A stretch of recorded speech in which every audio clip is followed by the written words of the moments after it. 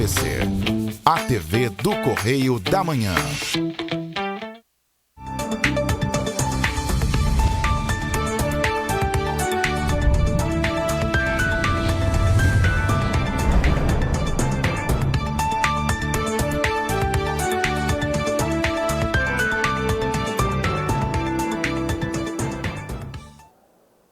Olá, está no ar mais uma edição do Programa Original. Hoje é sexta-feira, dia 13 de janeiro. Vamos que vamos. Desde já, muito obrigada pela audiência, pelo carinho de sempre. Você que nos acompanha em Petrópolis, Teresópolis, Três Rios, Paraíba do Sul, Partido Alferes e, claro, de Nova Friburgo, os friburguenses participando, mandando mensagens, e a gente fica muito feliz. Muito obrigada. Vamos começar já esta edição com um assunto muito relevante, porque o CPF vai servir agora como um único número para identificar o cidadão. Nova lei que estabelece a medida aprovada pelo Congresso Nacional foi sancionada na última quarta-feira, dia 11, pelo presidente Luiz Inácio Lula da Silva. Vamos conferir na reportagem de Sofia Stein.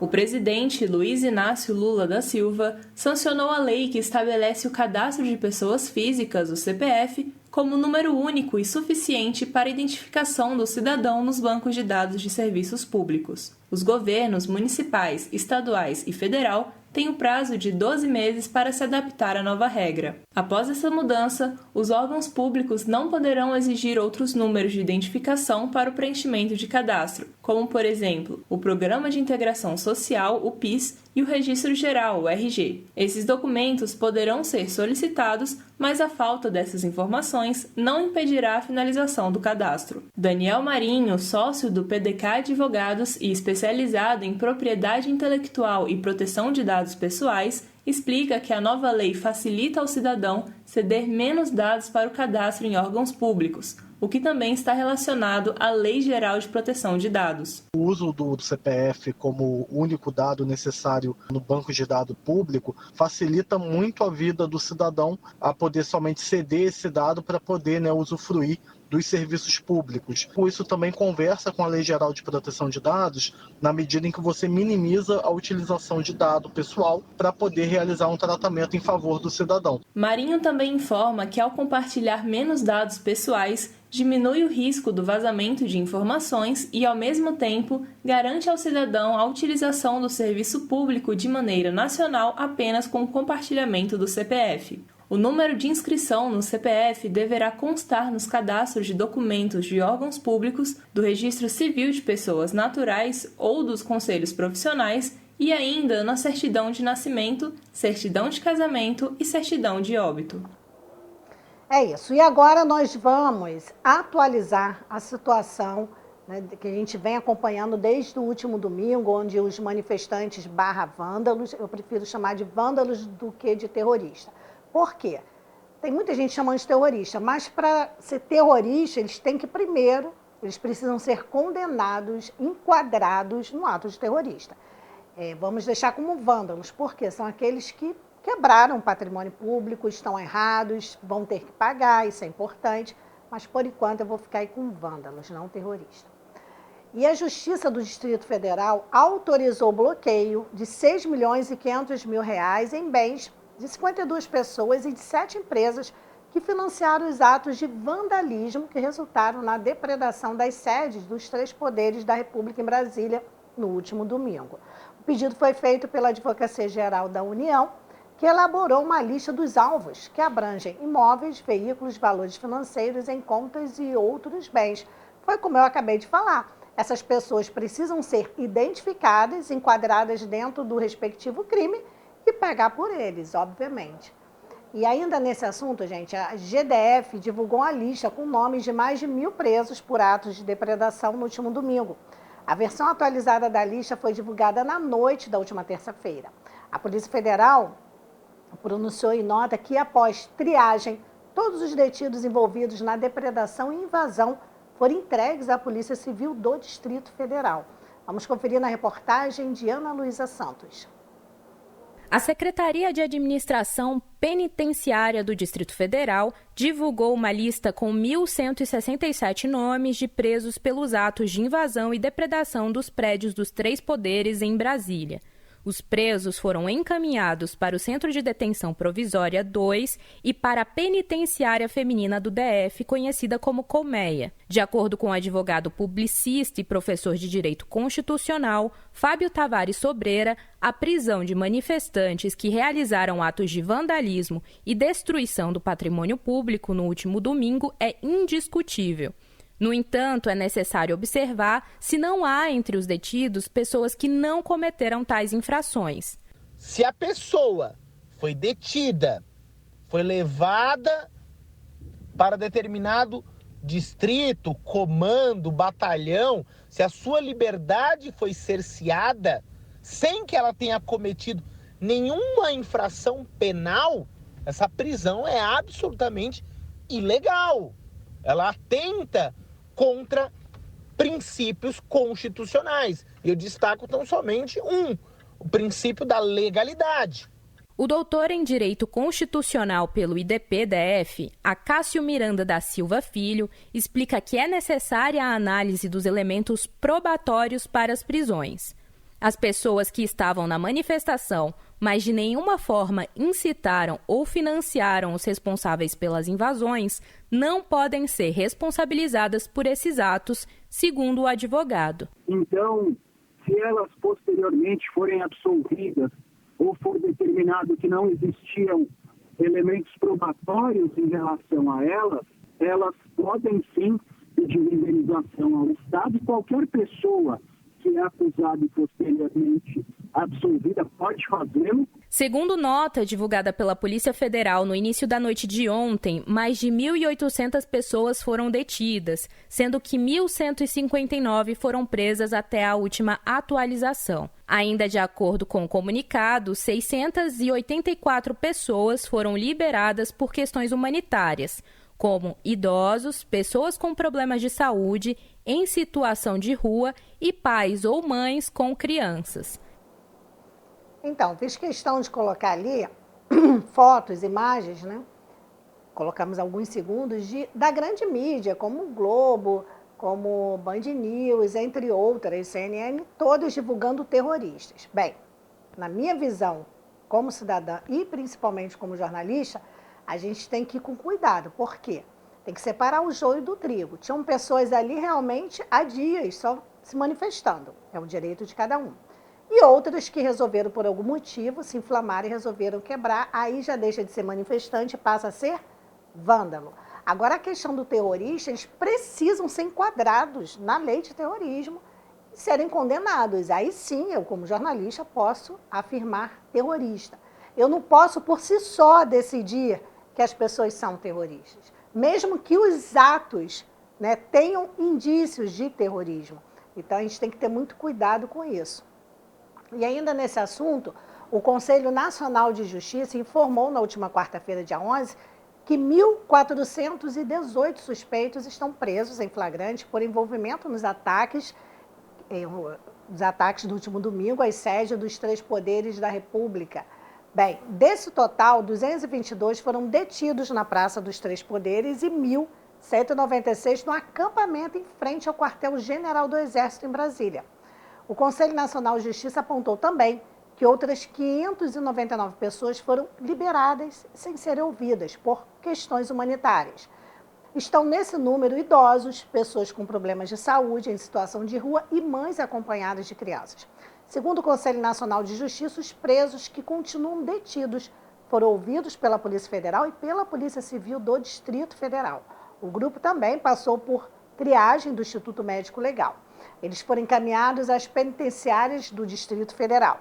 No caso dos homens, ao complexo penitenciário da Papuda. No das mulheres, a penitenciária feminina do Distrito Federal, conhecida como Colmeia. Os suspeitos foram detidos entre domingo, dia 8, e segunda, dia 9, após ataques no centro da capital federal, como a gente vem mostrando aqui. Eles são investigados por crimes como golpe de Estado, roubo, lesão corporal, entre outros. Foi como eu disse, o ato de vandalismo está aí concretizado. Eles invadiram, eles quebraram, eles desrespeitaram.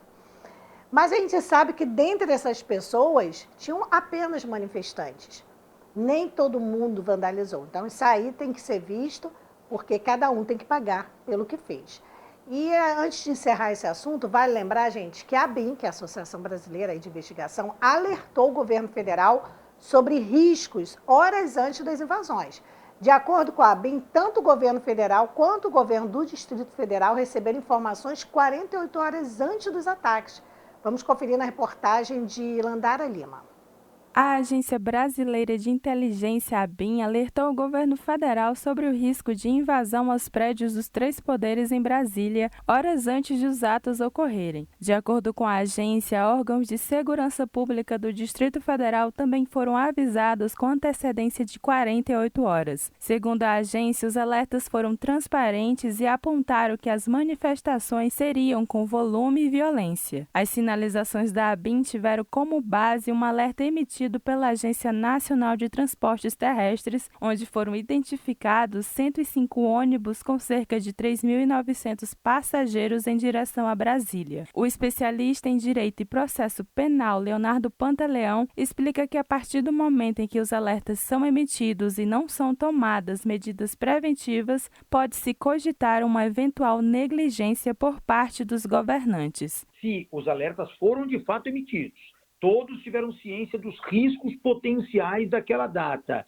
e, mesmo assim, entenderam por bem que não era necessário um incentivo maior ao próprio efetivo da segurança pública, então pode ocorrer aí a caracterização de uma negligência e, consequentemente, as responsabilizações dela decorrentes. Segundo o ministro da Justiça, Flávio Dino, nos dias que antecederam os atos, houve uma preparação baseada nas responsabilidades constitucionais do governo do Distrito Federal, mas mudanças foram realizadas de última hora. O presidente Luiz Inácio Lula da Silva decretou intervenção federal na segurança no Distrito Federal. Após isso, o ministro Alexandre de Moraes determinou o afastamento do governador Ibanez Rocha pelo prazo de 90 dias. E só atualizando aqui, porque a gente está ao vivo, né? E toda hora chega informações. Olha, o ministro do Supremo Tribunal Federal, Alexandre de Moraes, determinou a abertura de um inquérito sobre as condutas do governador afastado, que já está afastado, né, do Distrito Federal, Ibanez Rocha, e dos comandantes da Segurança Pública do Distrito Federal durante os atos do último domingo, lá em Brasília. A decisão foi assinada por Moraes ontem, quinta-feira, dia 12, publicada hoje, sexta-feira, dia 13, e atende a um pedido da Procuradoria-Geral da República, a quem caberão as investigações. Vamos lá.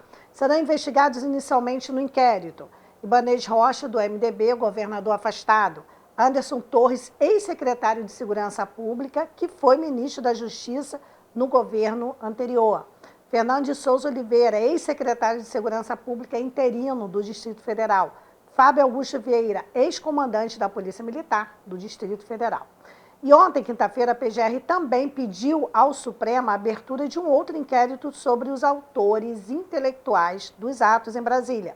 E um grupo de procuradores pediu que a PGR requeira a abertura de uma terceira investigação, esta sobre suposta incitação de crime por parte do ex-presidente. Mas isso aí são pedidos, não tem nada provado ainda. Enfim, foi o que eu falei, esse assunto ainda tem muito pano para manga, porque são muitas investigações, são muitos indícios que precisam ser apurados, algumas pessoas realmente vão acabar sendo processadas e talvez até condenadas, e outras vão ser liberadas. Então a gente não pode colocar todo mundo no mesmo pacote, tem que ter muito cuidado quem é manifestante e quem vandalizou. Agora, na questão do terrorismo, aí já cabe as pessoas serem enquadradas para a gente poder divulgar com esse nome. Então, tem que ser tudo com muita cautela.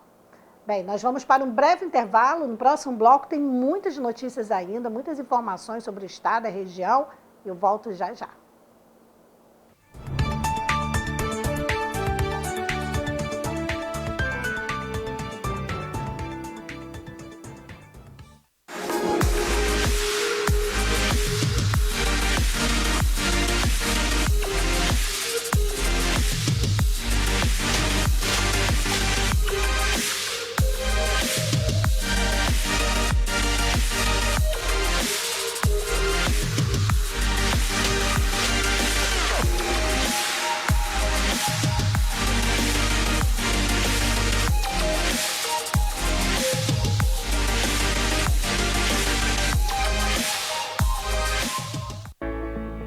A Móveis Pedro II, que você já conhece e confia, agora está com uma loja mais ampla para você. Um espaço maior para receber os nossos clientes com muito mais conforto, água gelada e aquele café fresquinho. Ampliamos e aumentamos a variedade de produtos no salão e nos catálogos. Aqui você encontra qualidade e garantia de levar móveis com estilo e beleza. Nossa casa está maior para deixar a sua mais bonita. Móveis Pedro II, mesmo atendimento com mais conforto. Crediário próprio em até 10 vezes e cartão de crédito parcelado em até 12 vezes sem juros. Móveis Pedro II, venha nos fazer uma visita.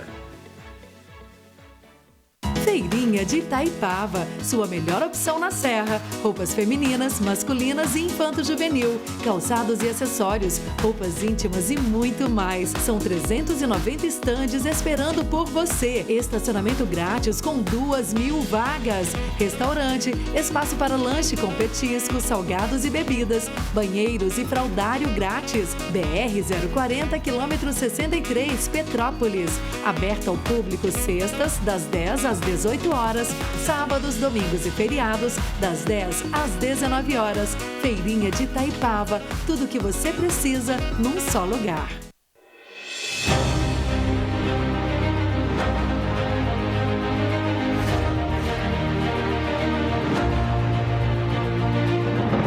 Não é jornalismo de direita, é jornalismo direito. Correio Petropolitano. Tudo que seu jornal não deveria ter deixado de ser. Todos os dias, em uma banca perto de você.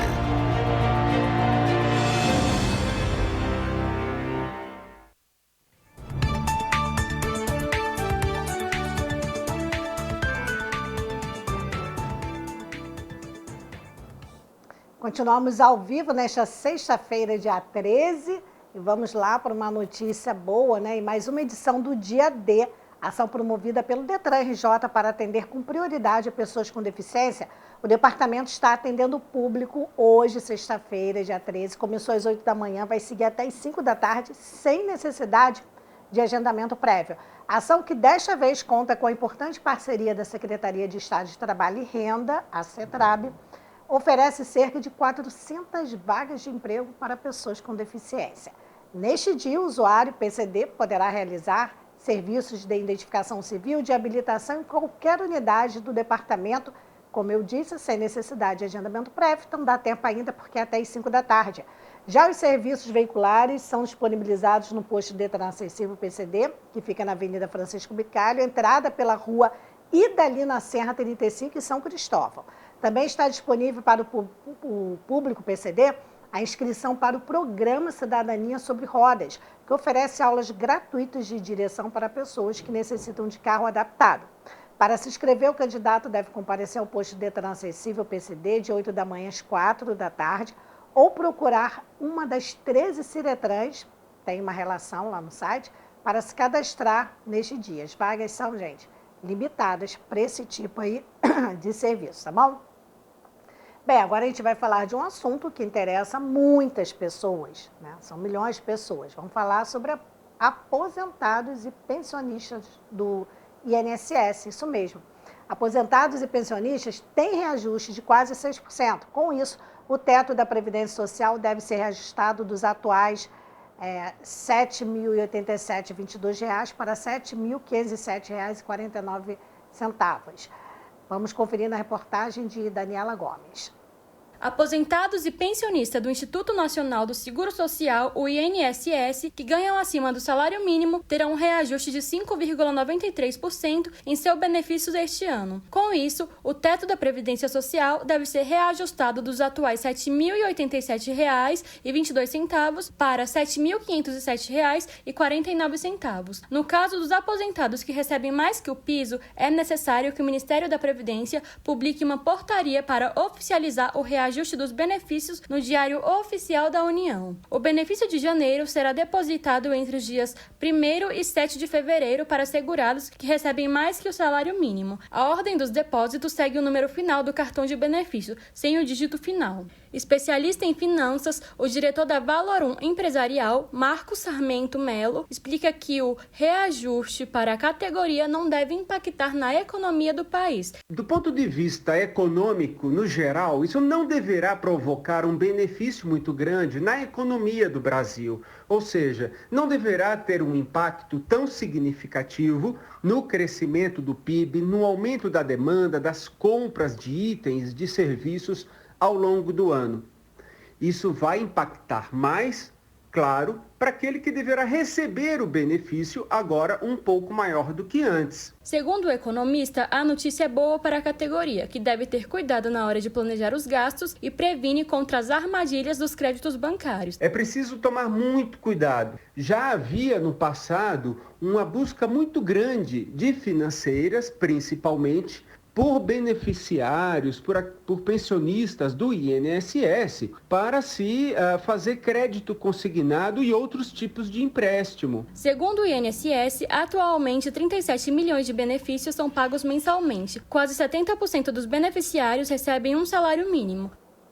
Bem, nós vamos continuar falando de assuntos de interesse de pessoas idosas e de famílias que tenham pessoas idosas. O Centro Dia para Idosos muda a vida de famílias no Rio de Janeiro. A modalidade criada pelo Estado oferece uma estrutura de ponta e acompanhamento profissional a pessoas acima de 60 anos. O Centro Dia Levi Miranda, equipamento do governo do Estado administrado pela Secretaria de Desenvolvimento Social e Direitos Humanos, permite que o idoso tenha a opção de passar o dia no abrigo e voltar para a casa da família à noite. Uma estratégia fundamental no fortalecimento de vínculos familiares e também na ampliação do convívio comunitário das pessoas acima de 60 anos. O local vem mudando a vida de cariocas que enfrentam problemas para alocar ou dar a atenção necessária aos membros mais experientes da família. O equipamento é uma alternativa gratuita, que é o mais importante, é gratuita, para que os idosos desfrutem de uma estrutura confortável com todo acompanhamento profissional. O Centro Dia se tornou ainda uma opção de tranquilidade para filhos e netos dos beneficiados. A esteticista Márcia Costa Carneiro, de 52 anos, faz parte deste grupo. E após a mãe, a dona Zenite Costa, de 89 anos, ter sido diagnosticada com Alzheimer, coube a esteticista a tarefa de cuidar dela ao lado de suas irmãs. E por conta da rotina de cuidados, Márcia começou a ter problemas no trabalho, mas a iniciativa mudou essa realidade e nós vamos acompanhar agora. O Centro Dia acaba ajudando muito, né? Que antes a gente tinha que ficar sempre colocando uma pessoa, sobrecarregando mais uma pessoa, né? Que ficava aqui durante o dia com ela, dividindo, porque eu trabalho, né? E outras irmãs também trabalham, tem irmãs também que têm algum problema de saúde, então sempre sobrecarregava mais um ou outro. Tendo um lugar que a gente tenha confiança de deixar ela, que tenha todo o cuidado, que tenha uma estrutura, isso me deixou muito tranquila em deixar lá no Centro Dia. Que além disso ainda tem uma estrutura com educação física, ainda tem fisioterapia, eles fazem musicoterapia, coisas que eu não consigo fazer isso em casa, não tenho condição. E nem condição de pagar um cuidador para que ficasse com ela. E lá ela toma um café da manhã, aí eles têm um suco antes do almoço, aí tem o almoço e tem o lanche. Então, logo após, eles vêm para casa, que é 4 horas da tarde, eles estão saindo 4h30, estão saindo de lá. Durante toda a pandemia, eles sempre deram uma assistência também. Veio fonoaudiólogo em casa, que ela teve um problema na parte de engolir, de beber água, então eles fizeram todo acompanhamento. E terminando a pandemia, eles voltaram e continuaram. E agora tem até fisioterapia, que é uma coisa bem bacana, que ela está com problema no joelho, então isso deu um suporte maior ainda, né? Eu acho que ela fica mais ativa, né? Porque em casa ela fica muito vendo televisão, muito parada, muito sentada. E lá ela tem toda essa estrutura de poder andar mais, fazer o exercício, ela conversa com os outros idosos, né? Até nas festas, que depois a gente começou a voltar voltou, né, em casa e tudo. Eu achei ela mais participativa, ela está mais alegre também. Eu acho que o rostinho dela ficou mais feliz, ela andava muito triste. Então, isso fez uma mudança grande, né? Isso deu estrutura para que eu pudesse voltar a trabalhar mais, né? Que eu consigo sair mais para trabalhar e deixar em um lugar que eu confio, né? Com as pessoas que eu confio. Que eu passei a respeitar muito o trabalho deles lá no Centro de Dias. E todo mundo me pergunta assim, é pago? Não, não é pago, nada é pago. É tudo pelo governo mesmo. Então, eu sinto bem segura com isso, né? De deixar eles lá. Eu vou trabalhar tranquila, né? Que ela está lá bem, num lugar que eu tenho confiança. Muito bom isso, né? Agora vamos lá para Três Rios, porque a Secretaria de Meio Ambiente e Sustentabilidade realizou na última semana a destinação adequada de mais uma remessa de lâmpadas descartadas no ponto de coleta do Horto Municipal. O ponto de coleta é uma parceria entre a Secretaria e a Reciclos, entidade sem fins lucrativos que recolhe material e envia para São Paulo, onde é feita uma triagem, a separação entre o vidro e os materiais contaminantes das lâmpadas. A Política Nacional de Resíduos Sólidos estabelece normas para o desuso correto desses itens, que envolve a implementação de serviços de logística reversa do material por fabricantes, comerciantes e importadores.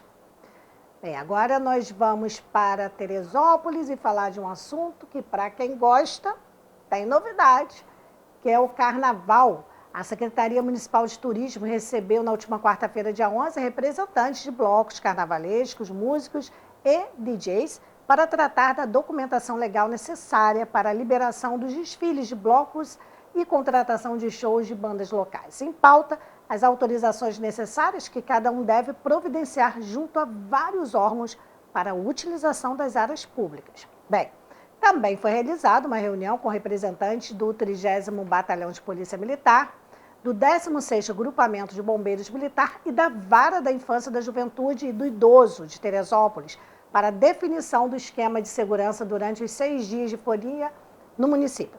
Seguindo a tradição, o Carnaval em Teresópolis terá início na quinta-feira, nesse ano, no caso, cai dia 16 de fevereiro. A Secretaria Municipal de Turismo vai divulgar em breve a programação detalhada do Carnaval no site da Prefeitura e também no portal do Turismo Teresópolis, que é o turismo.teresópolis.rj.gov.br. E aí, quem gosta de Carnaval vai acompanhando nesse site. Bem, agora nós vamos para um breve intervalo. Eu volto já já, porque no próximo bloco tem notícia e tem dicas de saúde já já.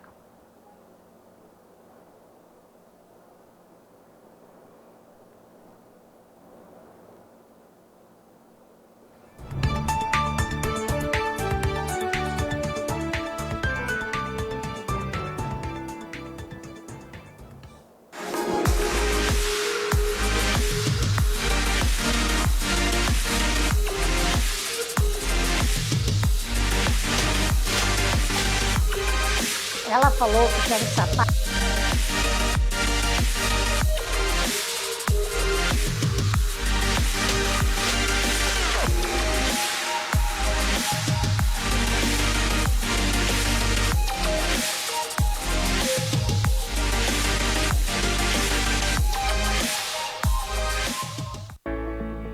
A Móveis Pedro II, que você já conhece e confia, agora está com uma loja mais ampla para você.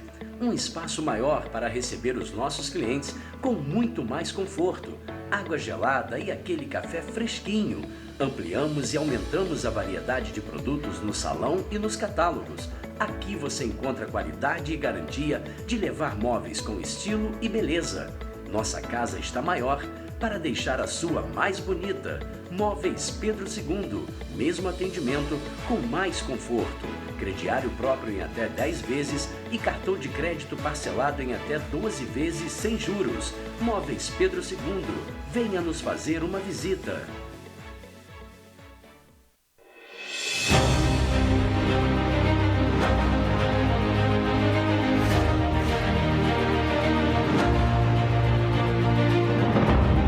Jornalismo de direita.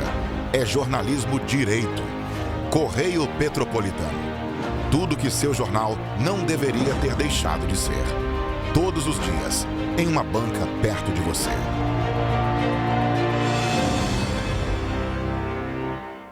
Feirinha de Itaipava, sua melhor opção na Serra. Roupas femininas, masculinas e infanto-juvenil, calçados e acessórios, roupas íntimas e muito mais. São 390 estandes esperando por você. Estacionamento grátis com 2.000 vagas. Restaurante, espaço para lanche com petiscos, salgados e bebidas, banheiros e fraldário grátis. BR 040, quilômetro 63, Petrópolis. Aberta ao público sextas, das 10 às 18 horas, sábados, domingos e feriados, das 10 às 19 horas. Feirinha de Itaipava, tudo o que você precisa num só lugar.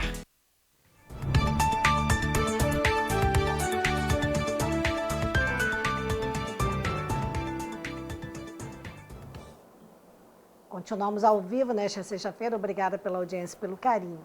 A gente não sabe onde está chegando, né, na internet. A gente sabe que acompanha nos seus municípios. Agora na internet a gente não tem a mínima noção. O pessoal que acompanha pelo Facebook, YouTube, pelo site tvc16.com. Então, muito obrigada pela audiência e pelo carinho. E você, já leu o Correio Petropolitano hoje? Gente, Correio Petropolitano, R$2 na banca mais próxima aí da sua casa, do seu trabalho. Ou você pode ler online e ficar bem informado com as notícias de Petrópolis, do estado, do Brasil e do mundo. E, claro, a parte cultural, segundo o caderno. E as colunas maravilhosas, principalmente a coluna aí do Cláudio Magnavita, bombando, imperdível. E aqui em Petrópolis, um serviço de utilidade pública rapidinho.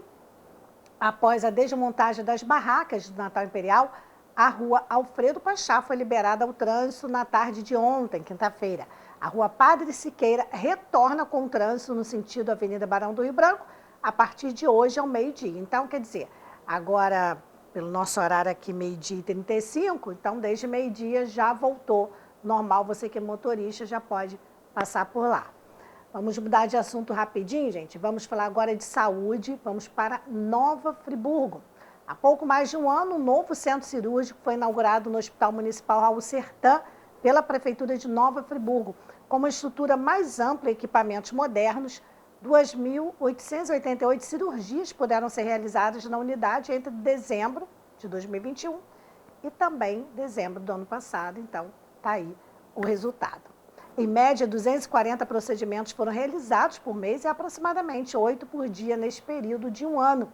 Os meses com mais cirurgias foram abril, setembro, agosto e março. Somente durante o último mês, 212 cirurgias foram realizadas no Raul Sertã. Segundo os dados da Secretaria Municipal de Saúde, a maioria dos procedimentos realizados em dezembro de 2022 foram eletivos. Do total, apenas 50 operações foram classificadas como urgentes, enquanto 162 pacientes estavam na fila de espera do sistema de regulação. Bom isso, né? Vamos continuar falando de saúde, vamos dar dicas. Hoje é sexta-feira, a gente pegou dicas mais leves, não de doenças, mas dicas de como você desenferrujar. Estou tirando por mim, gente, estou muito enferrujada, muito. Aí eu me inspirei, sabe? Semana passada eu falei de dor no ombro, mas isso tudo é resultado de sedentarismo. Você vai ficando sedentário, o que acontece? Adoece, fica com dor aqui, dor ali, é isso. Você está sedentário? Sem praticar nada de exercícios? Conhece alguém que está? Chama para ver esse vídeo.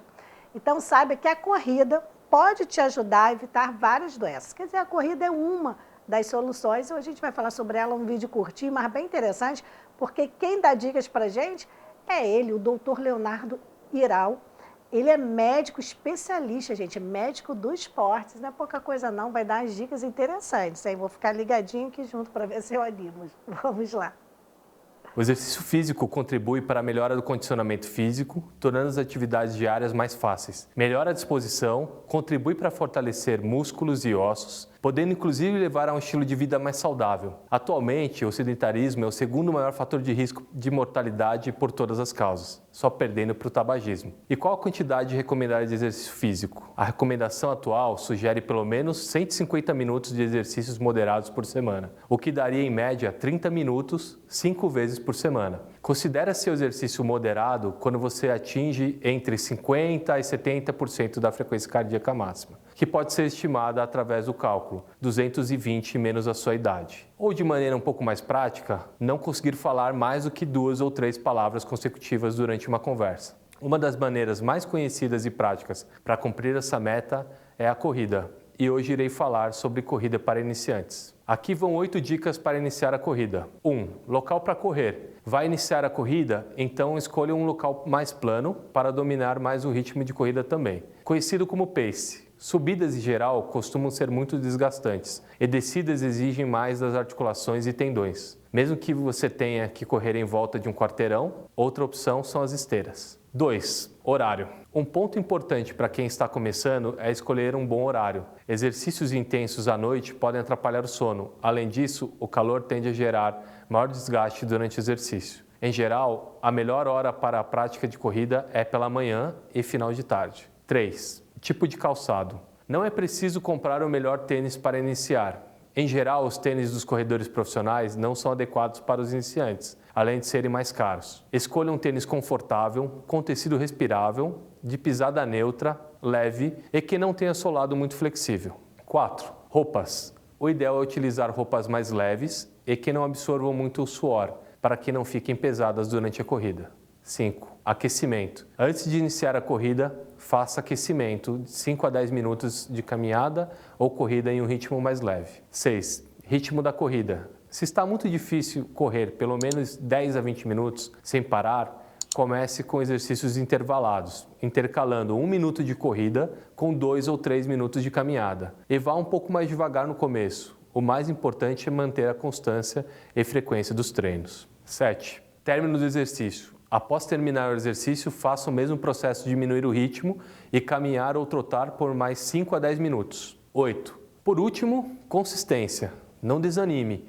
Procure manter a rotina de treino e associá-la a algo que você goste, seja a companhia de um amigo, ouvir música, um local prazeroso, procurar um grupo de corrida ou assessoria na sua região. Comece com metas menores, mas mantenha a rotina e aos poucos vá aumentando. Assim a chance de você se manter firme no exercício aumenta. Quando tiver algum objetivo maior, como provas de fundo, até mesmo maratona, procure uma assessoria de corrida ou algum profissional de educação física para ajudar com as planilhas de treino. E um médico de esporte para acompanhar a evolução e checar a sua saúde. Muito obrigada, doutor. É isso. Vamos animar, vamos ver se anima, gente.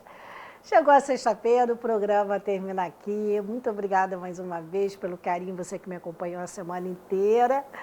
E fique agora com o Direto da Redação. E tem ainda toda a programação da TV Correio da Manhã. 1h tem Correio Petropolitano Debate, com Richard Stolzenburg. E à tarde, toda a programação vai seguindo. Reapresentação desse programa na TV às 19h e à disposição nas redes sociais. Eu volto segunda-feira. Gente, ó, um final de semana maravilhoso, tá? Eu já tô aqui no ritmo sexta-feira, né? Já tô em câmera lenta. Isso não é a produção que botou minha voz, não. Eu já tô assim, ó... Um ótimo fim de semana para você. A gente se encontra segunda-feira, se Deus quiser. Até lá.